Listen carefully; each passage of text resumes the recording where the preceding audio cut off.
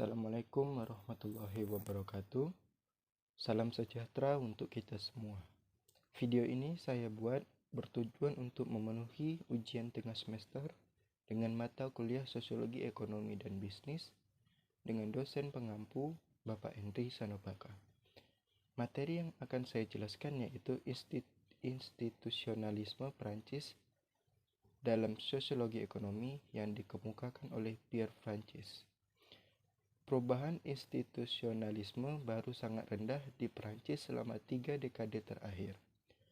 Pengaruh ini ditemukan di tempat-tempat yang sangat spesifik. Para penulis institusionalis baru, khususnya Neil Fickstein, dapat diminta oleh sosiolog Bourdieu dan Borneolisen untuk mendukung posisi mereka dalam topik-topik tertentu.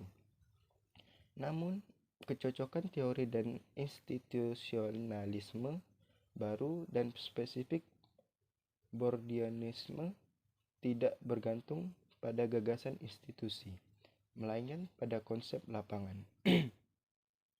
Pembahasan konsep institusional lebih sentral dalam cabang lain yang sangat berbeda dari sosiologi Prancis, yang didefinisikan dengan sosiologi organisasi di Prancis.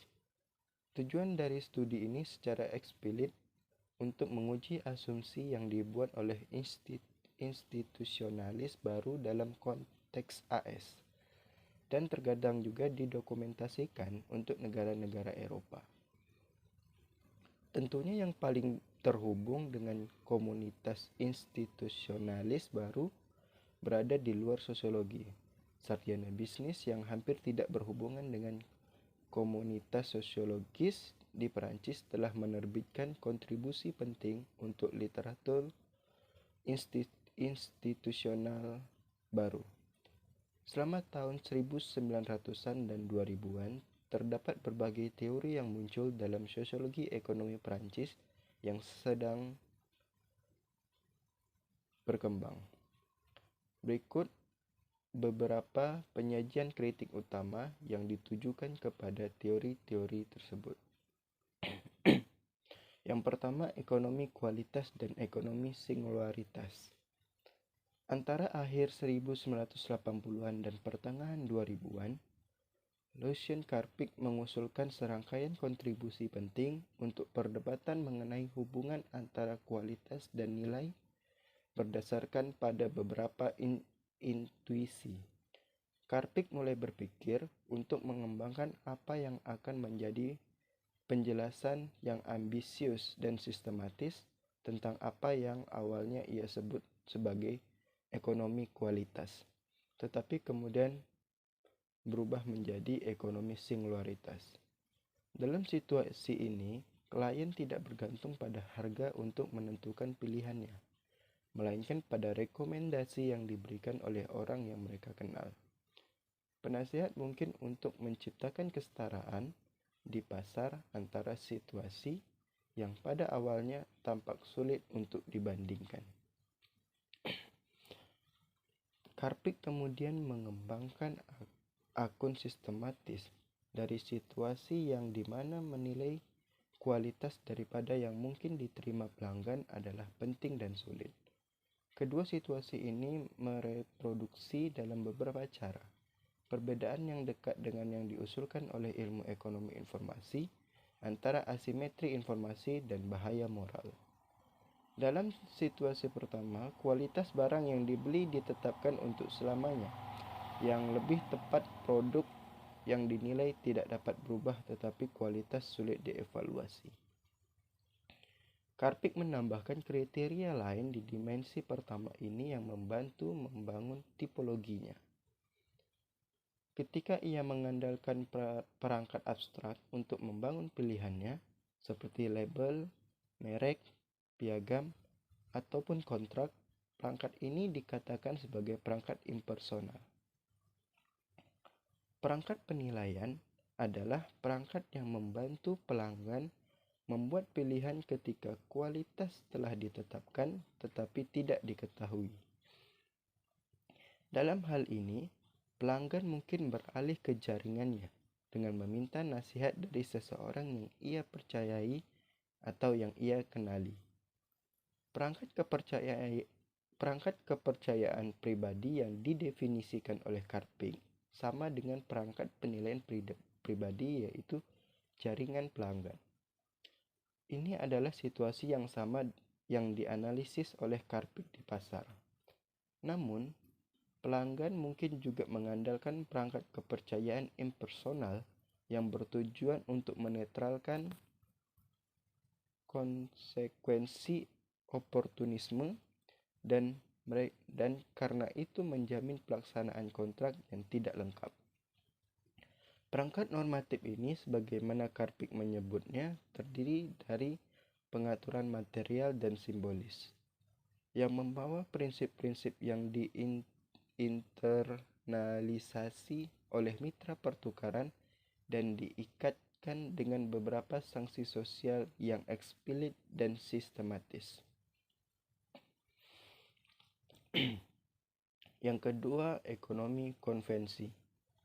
Pada tahun yang sama, ketika Karpik menerbitkan makalah pertamanya yang resmi dengan judul Economique de la Qualité-nya, Revue Economica Prancis menerbitkan sebuah edisi khusus berjudul Economies of Convenience.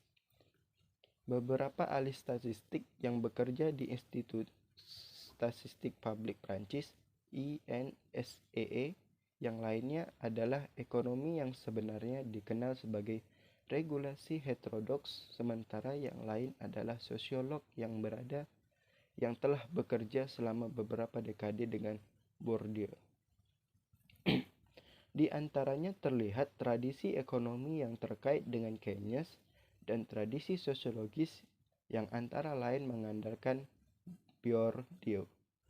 Dalam kontribusi awal, Oliver Favreux mengusulkan pembacaan Keynes yang sangat berbeda dari presentasi karyanya dalam buku Pegangan Ekonomi Makro Klasik. Menurut Favreux, proyek Keynes yang sebenarnya kembali ke disertasinya yang kemudian diterbitkan sebagai A Thesis on Probability. Dalam situasi ini, dimungkinkan untuk menghitungnya dan asumsi rasionalitas yang dibuat oleh para ekonom neoklasik adalah valid. Jika kita dapat mengikuti hasil perhitungan, kata Keynes, masih mungkin untuk memutuskan apakah seseorang bergantung pada konvensi. Hal ini juga dipahami sebagai cara yang stabil dan dibagi dalam melakukan sesuatu yang terkadang dirujuk Keynes dalam teori umum. Menggunakan jalur yang berbeda dari Karpik, Favreux sampai pada kesimpulan yang sama. Konvensi-konvensi ini harus didefinisikan dan diekspresikan dengan cara kerja ekonomi yang sebenarnya harus dinilai kembali. Yang ketiga, ekonomi kualitas dan performativitas. Bagi Callen, pembeda ini hanya mungkin jika seseorang mempersepsikan apa yang dipertukarkan sebagai barang dengan karakteristik yang stabil. Sebaliknya, Callen menjelaskan bahwa seseorang harus mempertimbangkan apa yang dipertukarkan sebagai produk, sesuatu yang tidak memiliki karakteristik tertentu. Dengan kata lain, karakteristik dari apa yang diperlukan selalu berubah dan dapat dinegosiasikan. Callen dan rekan-rekannya mengadvokasi perubahan yang lengkap dan radikal, namun setelah menyingkirkan strategi retoris mereka, apa yang mereka usulkan tampaknya cukup klasik. Ketika Callen menjelaskan bahwa seseorang seharusnya tidak menganalisis pasar, tetapi harus fokus dengan cara produk terlepas dan terkait dari aktor ini ataupun itu, orang yang dapat bertanya-tanya apakah dia menambahkan sesuatu pada gagasan bahwa dalam situasi pasar, seseorang memutuskan untuk menjual sesuatu dan seseorang memutuskan untuk membelinya, yang merupakan ide yang agak sepele. Apa yang harus dianalisis untuk memahami bagaimana sebenarnya interaksi pasar konkret, perkembangan cukup dekat, terlepas dari penggunaan karpik konvensionalis atau challenge. Kelemahan lain yang diidentifikasi oleh Calon dalam pendekatan karpik ataupun kaum konvensionalis berasal dari fakta bahwa perbedaan dibuat antara jenis penalaran yang dimobilisasi aktor dalam situasi yang berbeda. Selain itu, yang menghitung atau mengevaluasi kualitas seorang pelaku ekonomi perlu mengandalkan alat-alat yang mendukung keputusannya. Perhitungan dimulai dengan membangun perbedaan antara hal-hal dan keadaan dunia, dan dengan membayangkan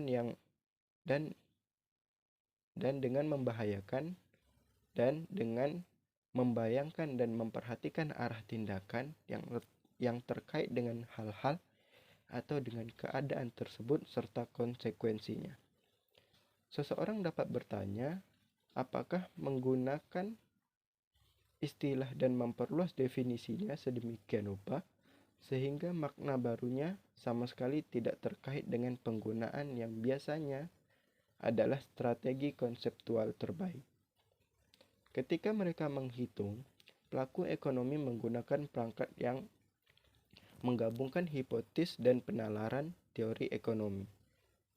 Ketika para aktor mulai membuat keputusan, mereka terkadang bergantung pada perangkat yang menggabungkan teori ekonomi.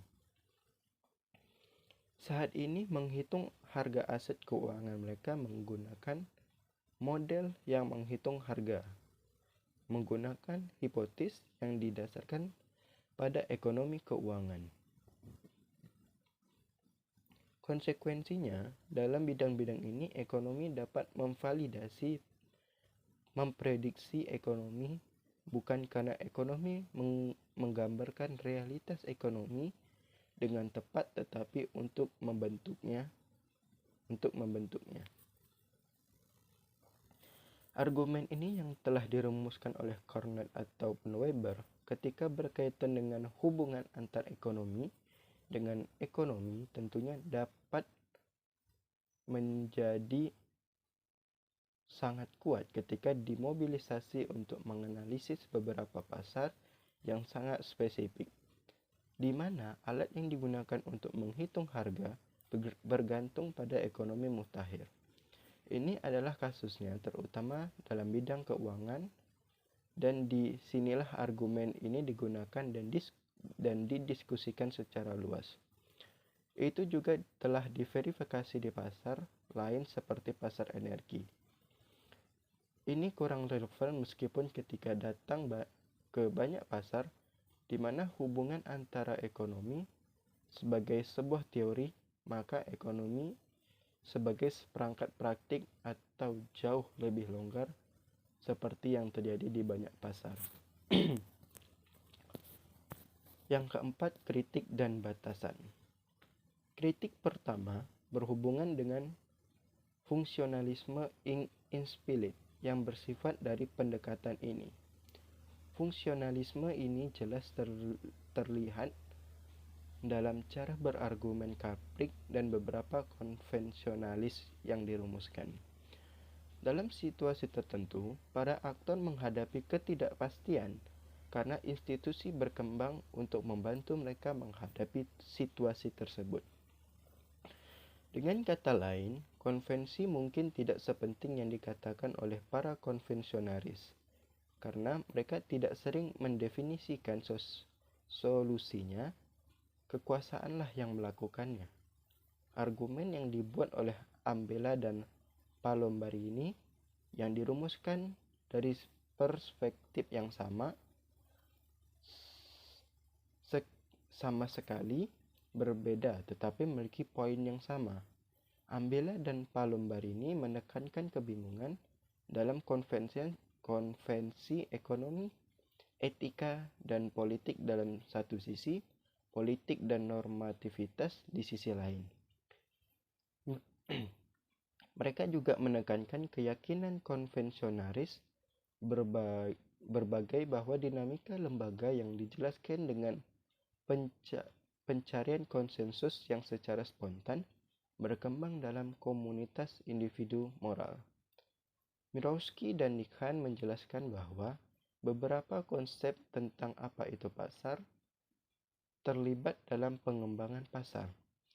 Berfokus pada teori ekonomi adalah mekanisme sebenarnya yang mengimplementasikan kekuasaan dan politik di tempat lain.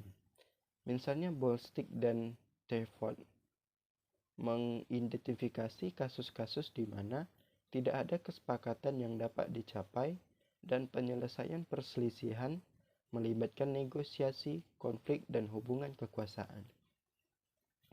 Kritik lain ditujukan kepada kerangka ini yang menekankan bahwa mereka mengabaikan hubungan kelas. Hal ini sama berlaku untuk pendekatan Karpik. Buku Karpik bertujuan menjelaskan bagaimana konsumen membuat pilihan mereka di pasar. Apa yang ingin ia analisis telah menjadi isu sentral bagi para ilmuwan sosial sejak itu. Fokus pendahuluan lembaga bukan pada konsekuensinya. Mungkin menjelaskan beberapa hampir tidak ada penelitian yang dilakukan untuk menguji apakah pengaruh perangkat cukup kuat untuk mengesampingkan ketentuan kelas ekonomi. Karpik dan para konvensionaris mendedikasikan banyak upaya untuk mengembangkan tipologi yang membantu mengklasifikasi perangkat ataupun konvensi. Namun, beberapa tidak menjelaskan dari mana kekuatan perangkat tersebut berasal. Mengidentifikasi sumber kekuatan institusi akan membantu membawa mereka ke dalam hubungan kasual. Karena mereka berfokus utama pada situasi makro, seringkali didekati dengan alat statistik. Para institusionalis baru tidak memiliki pemahaman yang jelas tentang bagaimana institusi dan tindakan saling terkait satu sama lain. Tak satu pun dari mereka, Karpik, konvensionaris atau Callen, menjelaskan teori tindakan ekspirasi yang akan dijelaskan cara perangkat atau konvensi. Berhubung ke tindakan. Membahas institusionalisme Prancis dan AS, Prancis mengacu pada filosofi kedua Wittgenstein untuk mengembangkan kerangka kerja yang dapat menjelaskan bagaimana institusi dan tindakan berhubung dengan cara yang lebih eksplisit dan dinamis. Dia menyarankan mengingat bahwa tidak ada etnis sosial yang secara alami merupakan institusional. Sekian rangkuman materi dari saya mengenai institusionalisme Prancis dalam sosiologi ekonomi yang dikemukakan oleh Pierre Francis. Mohon maaf jika ada kesalahan maupun kekurangan. Saya akhiri. Wassalamualaikum warahmatullahi wabarakatuh.